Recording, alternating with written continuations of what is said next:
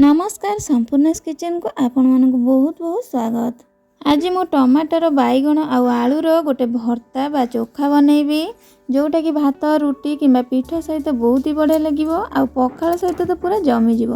ए चोखा को मु आज गाँ स्टाइल रे पूरा बनैबी किंतु गाँ रे चुली रे पोड़ा है कि चोखा करा जाए जोटा कि बहुत बढ़िया बास्ना और बहुत बढ़िया टेस्ट थाए। किंतु एबे तो समस्त पाखरे चुली नहीं, एही चोखा को मु आज गैस रे पोड़ी की बनैबी।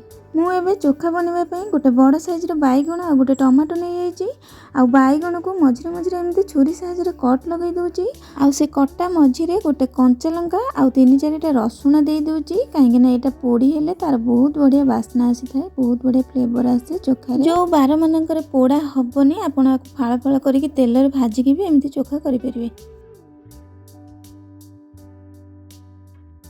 एबे बैगन रे सोरिष तेल लगे दूची पूरा भलसे चारिकर सोरिष तेल लगेले भलसे सिझी जाए बैगन जल्दी। एबे मु आपको गैस रे गोटे स्टैंड रखिकी बैगन को एपट सेपट करके भलसे नोट बोर्ड करके सिझिया पर्यंत पोड़ी नउची। जदि आपण पाखरे एमिति स्टैंड नथिबो ताहले खाली गैस रे भी एमिति पोड़ी हबो। देखंतु बैगन हमर एठी भलसे पोड़ी हे गेलानी। एबे बैगन काढी गोटे टमाटो दे देची आ 2टा आलू को सिझे के रखिथिली टिके स्मोकी फ्लेवर पई मु ताको पोड़ी दउची। ये देखंतु सब जाक मुझे एपट सेपट करके भलसे पोड़ी नहीं आबे यार चोपा काढ़ी दूची। बैगन एमती चोपा काढ़े न धोले भी हम कहीं चुली रे पोड़ा है कि पाउंस भी लगे तो तेणुक एमती खाली चोपा छड़े गोटे जगार रखी नौची। सब जाक चोपा छड़ेबेनी टिके टिके एमती चोपा रखिथे कहीं एमती चोपा टिके रहिले भर्तार आमर बढ़िया फ्लेवर आसे।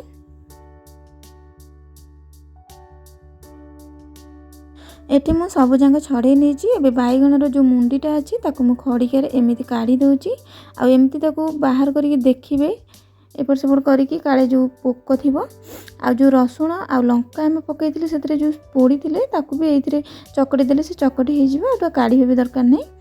मु एमती ताकू चपई नौची भलसे चोखा भली कर दूची।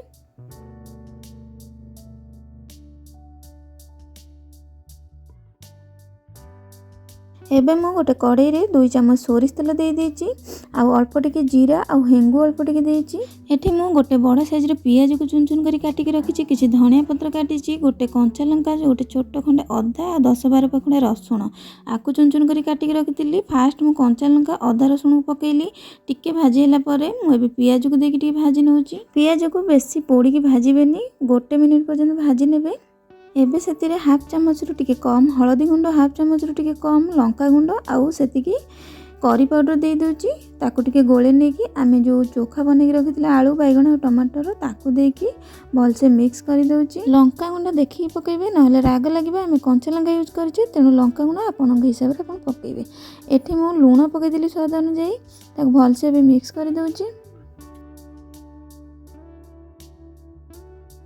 भर्ता आमर एबे हो गलानी। मु एबे गैस रे फ्लेम को कमी दूची, पूरा लो कर दूची। एबे सेतरे चाट मसला आ गरम मसला अल्प टिके टिके देउची, किछि धनिया पत्र काटी रखिथिले ताकू दूची आ गोटे छोट चेन्नार लेंबू रखिथिली ताकू मोटी चिपुडी दूची। लेंबूटा आपण देखिकी देबे जेती क्वांटिटी रे आपण करिथिबे भर्ता नहले खट्टा लागिबो बेसी। आ किछि बादाम आ बड़ी को भाजिकी ताकू कुटी नै जायछि टिके ताकू भी दे दूची। देकी एठी भलसे मिक्स कर दूची। जदि आपण माने बाहर रहउचंदी आ गाँ रो ए जो पोड़ा पोड़ी चोखा को मिस करूचंदी ताहले एई भली थरे चोखा बनै की खांतु आ गाँ रो स्वाद पांतु। आ जदि मो रेसिपी आपण मानको भलो लागुची ताहले मो वीडियो को लाइक आ शेयर करंतु, कमेंट करंतु। जदि मो चैनल ले नुआ अछंदी ताहले सब्सक्राइब निश्चय करंतु। रहिले जय जगन्नाथ।